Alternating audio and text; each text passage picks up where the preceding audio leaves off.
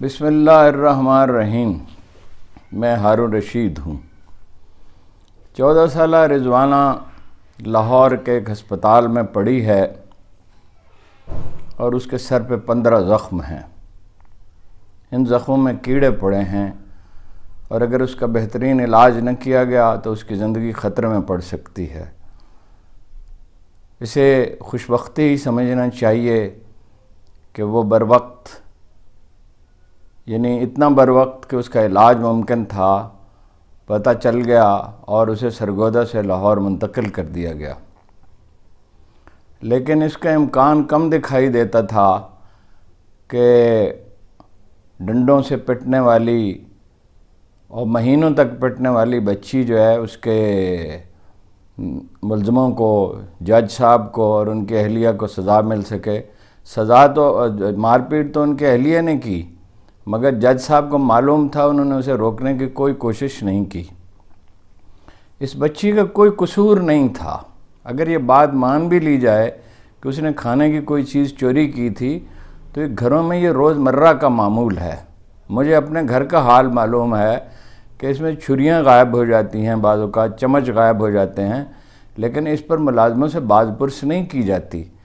اس لیے کہ سب لوگ تو خیر ایسا نہیں کرتے، لیکن بعض ملازم ایسا کرتے ہیں تو یہ سمجھا جاتا ہے کہ بھائی ضرورت مند لوگ ہیں، تنگ دست ہیں، مجبور ہیں، کھانے کو روٹی نہیں ہے اور پہننے کو لباس نہیں ہے، معمولی تنخواہوں پہ بسر کرتے ہیں، تو چھوٹی موٹی چیز اگر چوری ہو جائے، گم ہو جائے تو اس پہ مار پیٹ تو بہت دور کی بات ہے، اس پہ خاموشی اختیار کرنا بہتر ہے۔ ہر دانا آدمی یہ بات جانتا ہے، لیکن یہ بھی کوئی ضروری نہیں ہے کہ اس نے چوری کی ہو کھانے کی چیز یا کوئی اور چیز۔ اور جو موقف سامنے آیا ہے ملزمہ کا وہ عجیب و غریب ہے۔ وہ یہ ہے کہ اس نے خود دیواروں سے سر ٹکراتی رہی، یا اس نے مٹی کھائی تھی، یا اس کی ماں نے اسے مارا ہے۔ بات بڑی سادہ ہے۔ قرآن مجید کہتا ہے دل سخت ہو جاتے ہیں، پتھروں سے بھی زیادہ سخت پتھروں میں تو ایسے ہیں کہ جن سے چشمے پھوٹ بہتے ہیں۔ جب دل پتھر ہو جاتے ہیں تو ایسے ہی واقعات ہوتے ہیں، اور یہ آج کی بات نہیں ہے۔ ہم سمجھتے ہیں کہ معاشرہ اچانک بہت پتھر دل ہو گیا ہے، اگرچہ زیادہ بگڑ گیا ہے، لیکن جیسا کہ جنید بغداد نے کہا تھا ازل سے ایسا ہی ہوتا ہے اور ابد تک ایسا ہی ہوتا رہے گا۔ مسئلہ یہ ہے کہ ملک میں کوئی نظام انصاف موجود نہیں ہے، غربت تو ہے ہی، تنگ دستی تو ہے ہی، تعلیم نہیں دی گئی، ورنہ یہی بچی کسی اسکول میں پڑھ رہی ہوتی اور کالج میں پڑھتی اور آئی ٹی کی ایک ایکسپرٹ بن سکتی تھی، لیکن تعلیم کے لیے تو ہمارے پاس پیسہ نہیں ہے۔ ہمارے پاس موٹر ویز کے لیے پیسہ ہے، انڈر پاسز کے لیے ہے، اوور ہیڈ بریجز کے لیے ہے، اور بہت سی نمائشی چیزوں کے لیے ہے۔ یہ ابھی جو ارکان اسمبلی کو، حکومتی پارٹیوں کے ارکان اسمبلی کو جو بجٹ دیا گیا ہے وہ ملک کے تعلیمی بجٹ کے برابر ہے، اور یہ جو سڑکیں اس تیزی سے بنیں گی تو اس میں سے کم 30-40% نقصان ہوگا، کم از کم، اس سے زیادہ بھی ہو سکتا ہے۔ نظام انصاف کیا ہے؟ پولیس ٹھیک ہو، عدالت ٹھیک ہو اور وہ بروقت فیصلے کرے، اور یہ کوئی ایسی چیز نہیں ہے جس کا بندوبست نہ ہو سکتا ہو۔ دنیا کے بہت سے ملکوں میں ہے۔ وہ بہار کے چیف منسٹر آئے تھے اور یہاں انہوں نے بہت سے لوگوں کو بریفنگ دی تھی کہ کس طرح انہوں نے یہ یقینی بنایا تھا کہ 2 ماہ میں مقدمات کا فیصلہ ہو جائے۔ لیکن 1000 جج کم ہیں مجسٹریٹ سے لے کر سپریم کورٹ تک، اور اول تو جو جج موجود بھی ہیں انہیں انصاف کرنے کا کتنے مواقع، اگر وہ کرنا بھی چاہیں، اسی لیے کہ تفتیش کرنے والے کون ہیں؟ تفتیش کرنے والے وہ ہیں جنہیں رشوت دے کر کچھ بھی ان سے کہلوایا سنوایا جا سکتا ہے۔ آئے دن جج حضرات، جو ایسے جج جو انصاف کرنا چاہتے ہیں، وہ پولیس والوں کو متنبہ کرتے ہیں۔ آئی جی پنجاب کی تنخواہ روک لی گئی ہے، اور اب وہ ایک دوسری عدالت ان کا فیصلہ کرے گی، اور کیا فیصلہ کرے گی کچھ کہا نہیں جا سکتا۔ بات یہ ہے کہ انصاف کی گفتگو ہم بہت کرتے ہیں، انصاف کوئی کرنا نہیں چاہتا، کوئی بھی نہیں کرنا چاہتا۔ کسی دور حکومت میں ہم نے نہیں دیکھا کہ عدالتی نظام کو بہتر بنانے کی کوشش کی جائے، چنانچہ ہم 130ویں نمبر پر ہیں۔ 2 واقعات مجھے یاد آ رہے ہیں۔ ایک آدمی جناب رسالت مآب کی خدمت میں حاضر ہوا اور اس نے رودات بیان کی کہ کس طرح اس نے دور جاہلیت میں اپنی بچی کو زمین میں دفن کیا تھا۔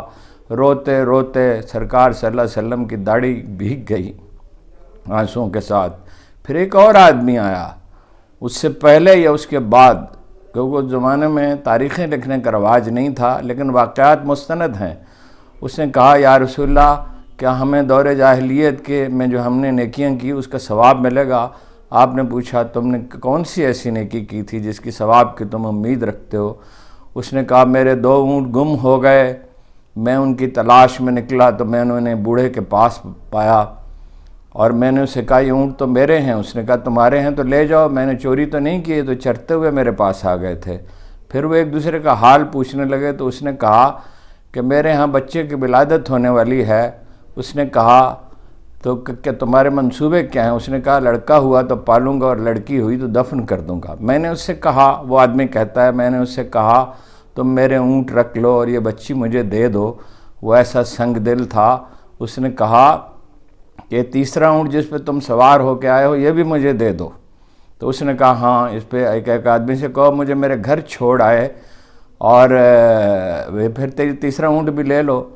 پھر اس نے وہ بات کہی جو بہت حیران کن تھی۔ اس نے کہا یا رسول اللہ، میں نے اپنی حویلی میں 350 ایسی بچیوں کی پرورش کی ہے۔ تو آپ نے اس سے جنت کا وعدہ کیا۔ اسے بتایا وعدہ کیا کیا؟ اس سے بتایا کہ تم جاؤ گے اس دنیا سے اٹھو گے تو اللہ تعالیٰ جنت میں تمہارا گھر بنائے گا۔ یہ جناب رسالت مآب کی جو تعلیمات ہیں اس نے ان پتھر دلوں کو موم کر دیا تھا، اور وہ بعد میں تو جو کچھ ہوا سو ہوا، رفتہ رفتہ بگڑتے بگڑتے اب ہم دور جاہلیت کو پہنچ گئے ہیں۔ یہ اونٹوں کی ریس لوگوں کو یاد ہوگی کہ اس میں رحیم یار خان اس کو گردنواز سے 3 4 سال کے بچوں کو بھیجا جاتا تھا، اب تو ان کی جگہ روبوٹ ہیں۔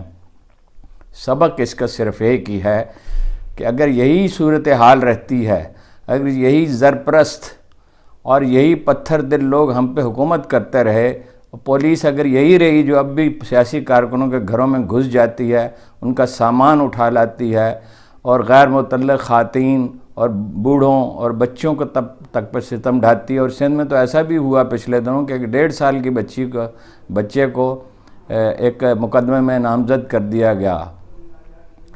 تو یہی صورتحال رہے گی۔ جب کوئی قوم اپنے آپ کو حکمرانوں کا رحم و کرم پر چھوڑ دیتی ہے تو اس کے بچوں کا یہی ہوتا ہے۔ 2.5 کروڑ سے زیادہ بچے ہیں جو تعلیم نہیں پا رہے، لیکن موٹر ویز بن رہی ہیں، عظیم الشان منصوبے بن رہے ہیں۔ شہباز شریف صاحب جب کوئی اسلام آباد میں اور لاہور میں جو بڑی بڑی سڑکیں ہیں اس کا حصہ انہوں نے اپنی پسندیدہ بسوں کے لیے مختص کر دیا ہے۔ یہ ان کا ملک ہے، ہم ان کی رعایا ہیں، اور ہمارے ساتھ جو سلوک وہ کرنا چاہتے ہیں وہ کر رہے ہیں، اور کوئی ان کا ہاتھ روکنے والا نہیں ہے۔ ہاتھ روکنا کیا، ان کی حوصلہ افزائی کی جا رہی ہے، اور جہاں کہیں احتجاج ہوتا ہے وہ غیر منظم ہوتا ہے۔ جب تک قوم اٹھ کر کھڑی نہیں ہوگی، کھڑے ہونے سے مراد ہنگامہ اور فساد نہیں ہے، شائستگی کے ساتھ جمہوری جدوجہد ہے، اور جب تک ہم بے بسی اور لاچاری اور خود رحمی کا شکار رہیں گے، اسی طرح کے حادثے ہوتے رہیں گے۔ یہ تنہا ایک بچی نہیں ہے، ایسے ہزاروں لاکھوں مظلوم ہیں، اور سچ پوچھئے تو 25 کروڑ میں سے کم از کم 20 کروڑ لوگ ایسے ہی مظلوم ہیں۔ دکاندار تو ٹیکس نہیں دیتے، جاگیردار ٹیکس نہیں دیتے، آدھی معیشت کالی ہے، جو ٹیکس دیتے ہیں وہ آدھا دیتے ہیں، وہ بھی زیادہ تر کراچی کے لوگ۔ کراچی کے 2-3 گلیوں کا ٹیکس لاہور کے برابر ہے۔ ہم نے اپنے آپ کو حالات کے رحم و کرم پر چھوڑ دیا ہے، اور ہماری حالت یہ ہے کہ قریب آؤ دریچوں سے جھانکتی کرنوں کہ ہم تو پابرسن ہیں، ابھر نہیں سکتے۔